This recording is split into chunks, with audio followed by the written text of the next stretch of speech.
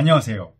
마음때를 씻어주는 심의 황웅군입니다. 33편 게으름과 망상증 시작하겠습니다. 문호 공야장의 한 대목인데요. 제라는 제자가 낮에 흐트러진 자석을 누워있으니까 공자께서 야단을 쳤죠. 썩은 나무로는 조각할 수 없고 썩은 흙으로는 담장을 바를 수 없다. 굉장히 냉정하게 그 말씀을 하셨습니다. 이 공자님께서도 그 게으른 것은 봐주기가 어렵던가 봐요. 마땅히 해야 할 자기의 책무를 하지 않는 것이 곧 게으름이다. 우리가 게으름에 빠진 이유는 망상에 사로잡혀 있기 때문이다. 게으른 사람들은 자기가 게으를 수밖에 없는 여러 가지 이유를 나열한다. 그런데 그 이유는 전부 비현실적이고 부정적인 생각들, 즉 망상이다. 이 망상이라는 것은 뭔가 좀 잘못 생각하고 있다는 거죠. 망상에 사로잡히면 엉뚱한 데 힘을 쓰느라 에너지가 소진되고 현실 감각도 흐트러져 정작 중요한 일을 해내지 못한다. 망상이란 몸은 현실에 있건만 마음은 저 멀리 어디론가 가버린 상태다. 이 대학에서는 이와 같이 표현했어요. 마음이 제자리에 있지 않으면 보아도 보이지 않고 들어도 들리지 않으며 먹어도 그 맛을 알지 못한다. 어떻게 이렇게 망상에 빠질 수 있는 거죠? 만일 타인을 원망하지 않고 자기가 맡은 일을 잘 해낸다면 좀 엉뚱한 생각을 하더라도 망상이 아니다. 그것은 사고의 다양성, 창조적인 상상력이다. 오히려 삶을 진취적으로 살아가게 만드는 희망 에너지다. 희망은 혹독한 겨울철 눈밭에서 피는 매화를 보는 것과 같다. 삶의 활력이 샘솟는다. 그러나 망상은 현실적인 근거가 없다. 너무나 막연하여 그 어떤 통로로도 현실과 연결되지 않는다. 희망에는 반드시 실천이 뒤따른다. 만일 누군가 나는 커서 저 달에 가고야 말 거야 라고 말하면서 전혀 실천한 바가 없다면 그것은 망상이다. 그러나 만일 그 일을 이루기 위해 뭐가 됐든 실천해 나간다면 그것은 희망이다. 망상과 희망은 그 자체로 이게 희망이냐 망상이냐를 구분하기 어렵다는 거죠. 그런데 희망을 가진 사람들은 그 일을 하기 위해서 실천을 한다는 거죠. 하나씩 해내간다는 거죠. 그러면 그것은 망상이라고 하더라도 희망이 되는 것이고요.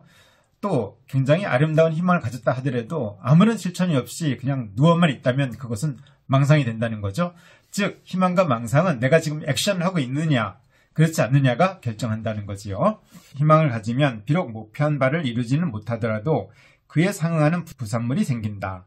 그러나 망상에는 실천이 뒤따르지 않기에 아무것도 이루어지지 않는다. 아무것도 하지 않고 기대치만 높다. 게으름이 동반되며 불평과 불만, 원망과 증오가 따라다니고 비방과 화풀이가 잦아지기 일쑤다. 아무것도 안 하니까 이런 부정적인 감정들이 이제 메워지는 거겠죠. 망상 역시 강박이가 만들어낸 걸작이다. 강박이가 제멋대로 휘젓는 게 곧 망상이다. 이것은 존재부정의 심리가 의식의 물기를 막음으로 인해서 그 물줄기가 사방팔방으로 흐트러지는 것과 같다. 반드시 마음의 때를 씻음으로써 생각의 물꼬를 터야 망상에서 벗어날 수 있다. 그러니까 우리가 현실을 받아들이지 않고 그래서는 안 된다. 이렇게 생각을 하다 보니까 여기에서 오만 가지 어떤 잡생각이 올라오고 그것이 망상으로 발전한다는 거죠. 깔끔하게 인정하면은 망상이 일어날 수가 없겠죠. 깔끔하게 인정하는 것이 뭘까요? 그럴 수 있다. 어쩔 수 없는 일이 아니냐. 별 차이 없는 일이 아니냐. 이런 식으로 우리가 현실을 인정한다면은 그때는 어떤 대처법을 연구하겠죠. 그것이 망상이 될 수는 없잖아요. 즉 존재 부정을 한다면 여기에서 걷잡을 수 없는 여러 잡생각들 그것이 일어나고 그것이 망상으로 번진다는 거죠. 그런 망상들은 나로 하여금 실천할 수 있는 에너지를 다 빼앗아가 버리거든요. 그래서 실천이 동반되지 않아요. 그러니까 망상이 되겠죠. 40대 초반의 한 여성이 말했습니다. 마음이 불안해서 2년 전부터 종교를 갖게 되었어요. 그래서 안정을 찾았는데 언제부터인가 예배 시간에 빠지면 꼭 안 좋은 일이 생기는 거예요. 지금은 무슨 일 있어도 예배에 참석해야 해요. 예배 시간에 늦을까봐 불안하고 두려워서 주말엔 아무 데도 못 가요. 괜히 그 종교가 원망스럽기까지 하는데 뭐가 문제일까요? 이렇게 물었습니다. 집이든 산이든 들이든 시골이든 도시든 거룩한 마음을 지니면 그곳이 곧 성전이죠. 성전과 성전 아닌 곳을 구분하려다 보니 불안해지는 거예요. 그렇죠. 이렇게 삶을 너무 이원론적으로 바라보면서 내가 꼭 어떤 성당이나 뭐 교회나 절에 가야지만 그 신앙생활을 한다고 보는데요. 내가 지금 여기 있어도 내가 경건한 마음을 가진다면 신앙생활인데 그 점을 따로 보니까 예배당이나 교회나 그 사원에 가지 않으면은 마치 다른 데 있는 것처럼 그 착각하기 때문에 이제 일어난 일이죠. 이런 것들이 착각이고 이런 착각에서 이제 망상이 일어나니까 마치 어떤 그 성전에 가지 않으면은 안 좋은 일만 생기는 것 같은 그런 느낌이 드는 거거든요. 사실 안 좋은 일이 생기는 것이 아니라 안 좋은 일만 쳐다보기 때문에 그런 생각이 드는 거거든요. 어디에 있든 경건한 마음으로 살아간다면 우리 삶이 성전이 되겠죠. 본래 종교란 삶에 신어야 한다.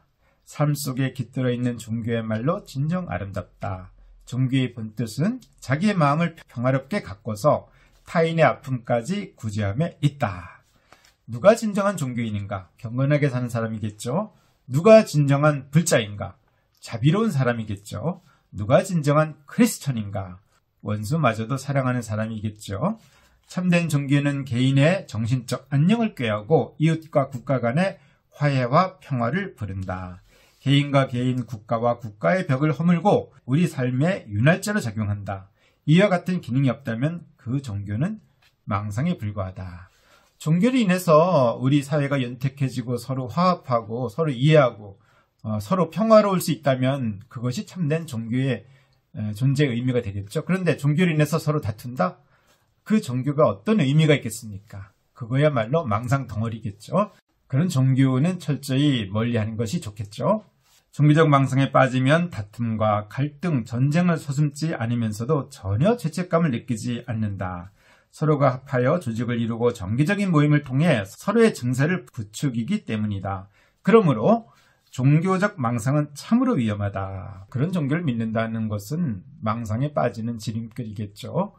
우리가 잘 삼가야 되겠습니다. 게으른 성년의 아들을 둔 50대 초반의 부부가 내원했습니다. 제 아들이 참 게을러졌어요. 술과 담배가 잦아지고 밤과 낮을 바꿔서 삽니다. 방법이 없을까요? 먹는 것, 입는 것, 자는 공간을 더 이상 제공하지 마세요. 내쫓으라는 말씀인가요? 그렇습니다. 자제분이 게을러진 것은 자기가 맡은 최소한의 책임을 완수하지 않았음에도 불구하고 누군가가 입혀주고 먹여주고 재워줬기 때문이죠. 그것은 사랑이 아니라 오히려 스스로 성장할 기회를 박탈하는 행위죠. 이런 환경 속에서는 계속 현실을 외면하면서 자기만의 망상 속에 더 깊이 빠지게 되죠. 한없이 게을러지고 그 게으름은 다시금 망상을 증폭시킬 거예요. 환경을 바꿔주는 것이 좋겠습니다. 라고 공고했어요. 모든 것을 제공하는 것은 끊어줘야죠. 성년이 되기 전까지는 공부하는 나이이고 그럴 때는 게을러진다 하더라도 좀 도와줘도 되겠죠. 하지만 20살이 넘은 성년에게까지 그렇게 제공한다면은 계속 그렇게 살라는 거잖아요. 그것은 부모가 잘못 생각하고 있다는 거죠.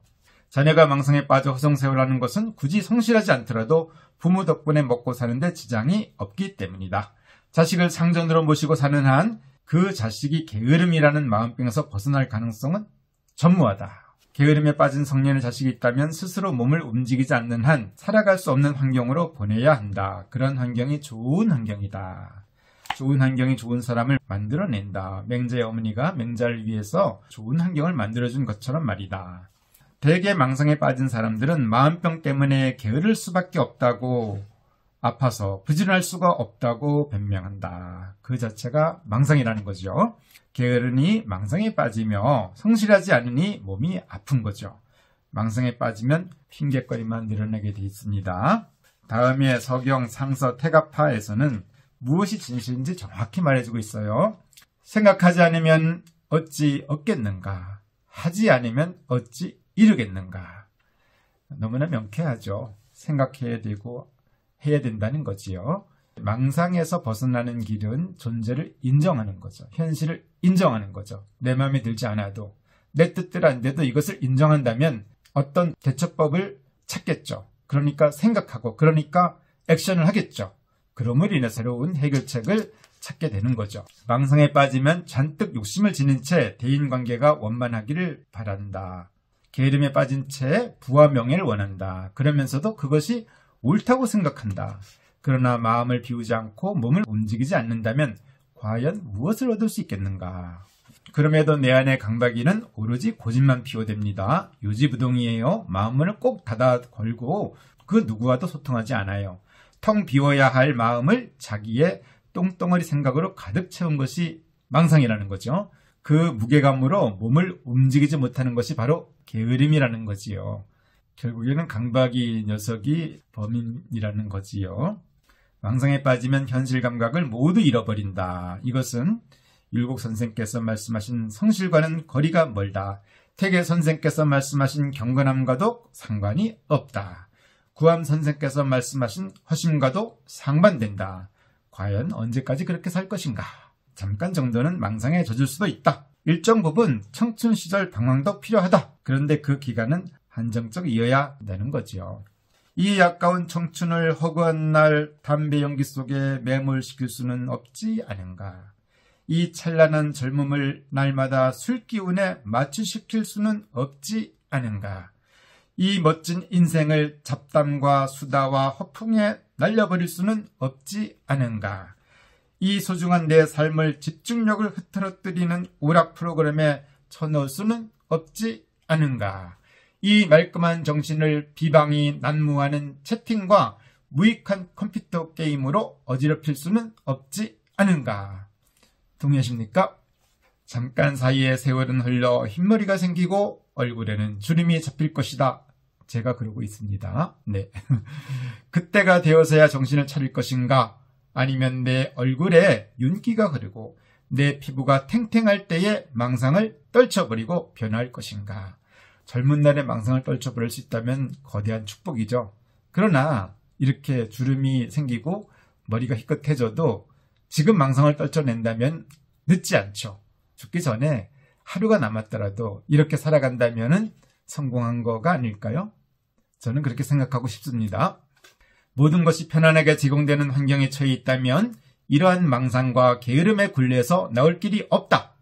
반드시 건강한 자연의 법칙이 그대로 적용되는 곳으로 찾아가야 한다.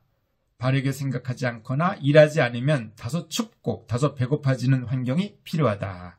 물론 이런 환경은 성인의 말씀이 단비처럼 내리는 곳이어야 한다. 이런 것이 바로 마음 세탁소죠. 제천 한방 힐링센터가 이런 곳이죠. 예의와 존중과 사랑, 평화가 흐르는 공간이라면 어디나 힐링센터죠. 찾아보면은 사방 5km 반경 안에 분명히 있습니다. 그곳은 카페가 될 수도 있고요. 또 놀이터가 될 수도 있고 또 시가 마련해준 체육시설이 될 수도 있거든요.